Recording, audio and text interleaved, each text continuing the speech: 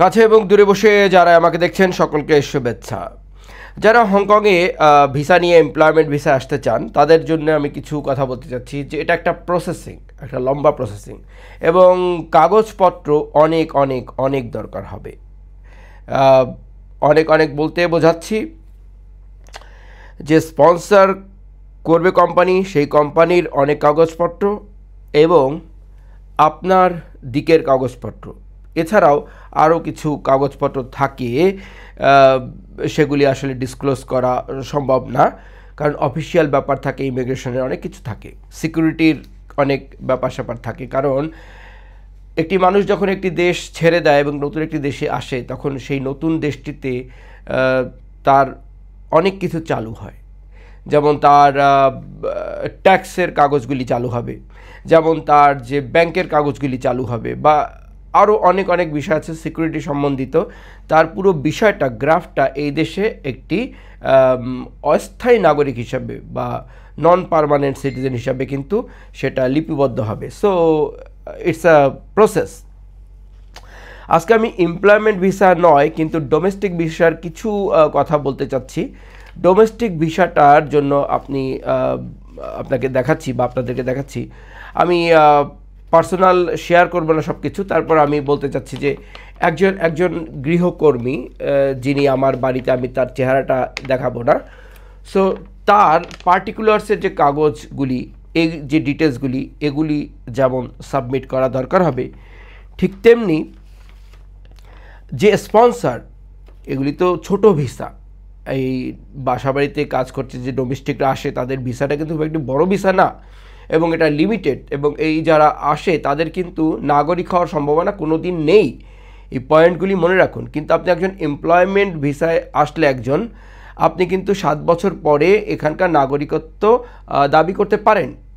So আপনার কাগজপত্রগুলি একটু অপেক্ষাকৃত জটিল হবে বা আরও স্ট্যান্ডার্ড হবে। সো এখানে একটি চাইনিজে রয়েছে, সো সেটা হচ্ছে একটি কন্ট্যাক্ট পেপার। এখানে স্পন্সরের যে ডিটেলস এগুলি মোটামুটি থাকবে, ওকে। এরপরে গ্যারান্টির কিছু ব্যাপার থাকে, লেটার অফ গ্যারান্টি আপনারা দেখছেন, লেটার অফ গ্যারান্টি। সো অনেক কিছু গ্যারান্টির ব্যাপার থাকে যেটি আপনার স্পন্সর আপনাকে দেবে এবং আপনিও আপনার তরফ থেকে কিছু গ্যারান্টি দেবেন।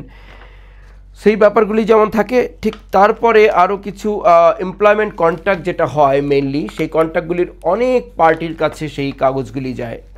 এই ক্ষেত্রে, ডোমেস্টিকের ক্ষেত্রে, ধরুন আমি বাংলাদেশ থেকে একজন ডোমেস্টিক হেল্পার আনলাম, এর মানে কন্ট্রাক্ট পেপারটি যেটি হবে সেটি সকলের সাথে, সকল পার্টি, ইমিগ্রেশন, এখানকার ল এবং স্পন্সর, বা ধরুন যদি আমি স্পন্সর করছি কথার কথা, তাহলে আমার এবং তার কনসেন্ট যে আসছে, এই কনসেন্ট মিলে যে একটি কন্ট্রাক্ট পেপার সাইন হবে, এগুলি কিন্তু বিভিন্ন জায়গায় যাবে। একটি কপি আমার কাছে থাকবে যদি আমি স্পন্সর হই, একটি কপি তার কাছে থাকবে, একটি কপি কনসুলেটে যাবে, একটি কপি এখানে ইমিগ্রেশন থাকবে, আরও কিছু কিছু কপি বিভিন্ন জায়গায় যাবে।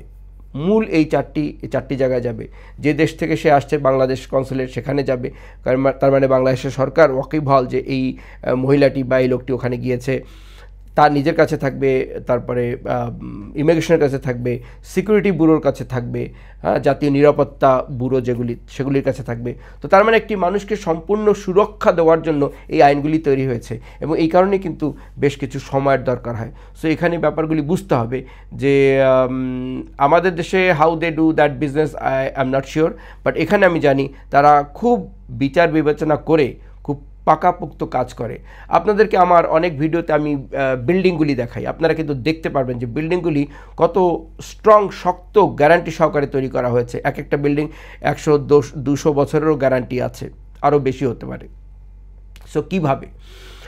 এর কারণ হচ্ছে যে প্রত্যেকটা কাজ, প্রত্যেকটা মানে স্তরে স্তরে তারা খুব স্ট্রংলি কাজগুলি করে। ঠিক তেমনি যখন লেখাপড়ার কাজ হয়, পেপার ওয়ার্কস হয়, সেই পেপার ওয়ার্কস তারা একবার নয় 10 বার চেক করে এবং জুনিয়র থেকে শুরু করে মিডিয়াম অ্যান্ড একদম হাই, যে যার সিগনেচারে ভিসাটি হবে বা একজন মানে বড় লেভেলের যে অফিসার, তার পর্যন্ত যেতে বহুবার এটা চেক রিচেক তারপরে সংশোধন পরিমার্জন এগুলি হবে। সো টেবিল থেকে টেবিল, এখানে ঘুষের তো কোনো ব্যাপার নেই, না কোনো সুপারিশের ব্যাপার আছে। So according to the order কাজগুলি হবে। এবং এখানে যে অ্যাপ্লিকেশনগুলি পড়ছে, শুধু একটি তো পড়ছে না, 100টি পড়ছে না, হাজার হাজার লক্ষ লক্ষ পড়ছে, সারা পৃথিবী থেকে হচ্ছে। সো সেগুলিকে প্রসেস করে হংকং ইমিগ্রেশনের একটি পার্সেন্টেজ আছে, যেটা আসলে একটু বেশি না, কম।